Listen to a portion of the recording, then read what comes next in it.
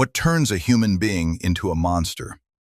That question has haunted detectives, psychologists, and ordinary people for generations. And the answers, when they come, are rarely what we expect. They weren't creatures from the shadows.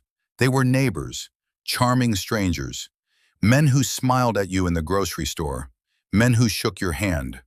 Today we go inside the minds of three of the most infamous serial killers in American history: Ted Bundy, Jeffrey Dahmer, and John Wayne Gacy. And we ask the question that never gets easier to answer: why?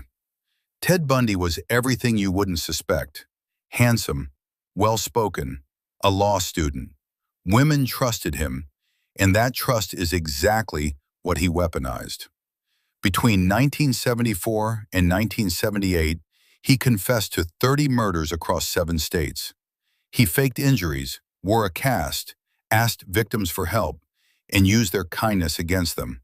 Psychologists described him as a textbook narcissistic sociopath, a man incapable of empathy, a man who looked you in the eye and felt absolutely nothing. Jeffrey Dahmer was different. Where Bundy craved control, Dahmer craved connection. Between 1978 and 1991, he murdered 17 men and boys in Milwaukee. But his crimes went beyond killing. He kept remains. He sought companionship in the most disturbing ways imaginable. Dahmer was isolated from childhood. His parents' marriage was broken. He drank heavily to silence thoughts he couldn't stop. Psychiatrists found him legally sane, yet his logic, in his own mind, was chillingly consistent. He wasn't angry. He wasn't hateful. He was, in the most terrifying way possible, lonely. John Wayne Gacy was the life of the party.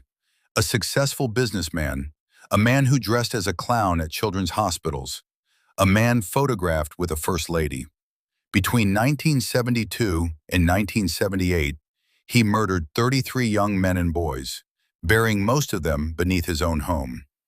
Gacy had prior assault charges that were minimized and overlooked. Beneath his cheerful public image lived deep-seated rage, a brutal relationship with his father, and an identity he could never reconcile with the world he'd built around himself. He wasn't a man who'd given up on society.